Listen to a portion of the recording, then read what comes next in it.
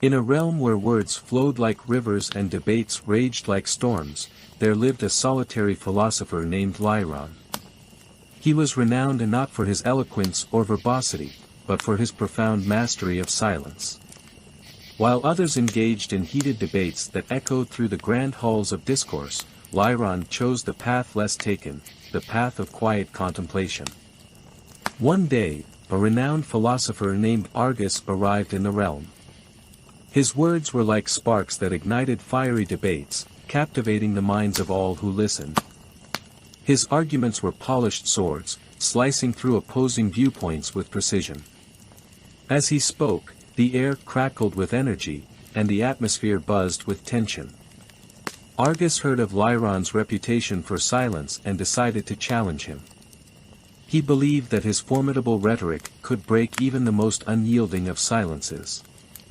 Lyron welcomed the proposition with a tranquil smile, acknowledging his presence with a nod.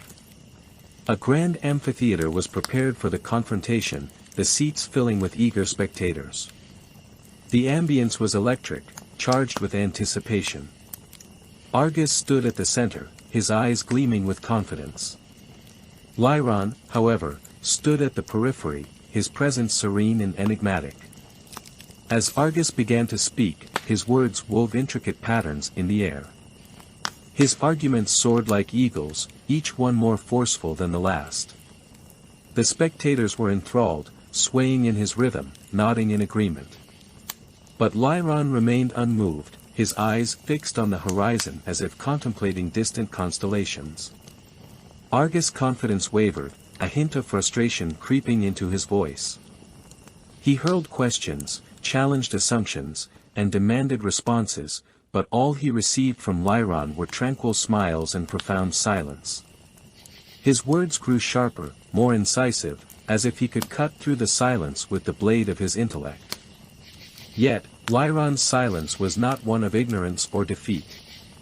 It was a silence that echoed with the wisdom of ages, a silence that carried the weight of contemplation. It was a silence that spoke of a mind unshaken by the storm of words, a spirit that had found solace in the embrace of quietude. As Argus continued to argue, his words began to lose their luster.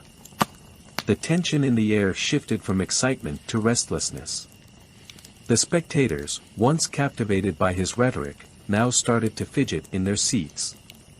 They yearned for a resolution, a culmination, a breaking of the silence that Lyron had woven around himself. But Lyron stood firm, his presence unwavering. The power of his silence began to envelop the amphitheater, like a gentle mist that softened the edges of conflict. Slowly, the tension that had once hung heavy in the air began to dissipate. The storm of arguments that had raged so fiercely now ebbed, leaving behind a tranquil sea of contemplation. As the sun dipped below the horizon, casting a warm golden glow, Argus finally faltered. His voice trailed off, his words petering out like a dying breeze. He looked at Lyron, his eyes seeking something he could not articulate, a response, a concession, a surrender. And then, in that moment of silence, Lyron raised his hand in a gesture of peace. It was a simple movement, a gentle acknowledgement of Argus' effort. The amphitheater was hushed, as if nature itself had paused to witness this exchange. Argus gazed at Lyron, his shoulders sagging, and with a sigh, he too raised his hand in return.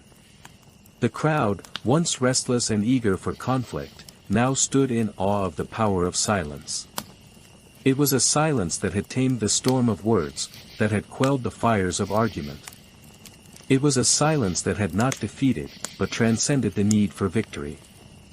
And as the stars began to twinkle in the velvet sky, the realm learned a profound lesson, that sometimes, the most potent response is not a flurry of words, but the serenity of silence. In a world of noise, Lyron had shown that silence could be the ultimate symphony, the language of understanding that bound hearts together across the chasm of disagreement.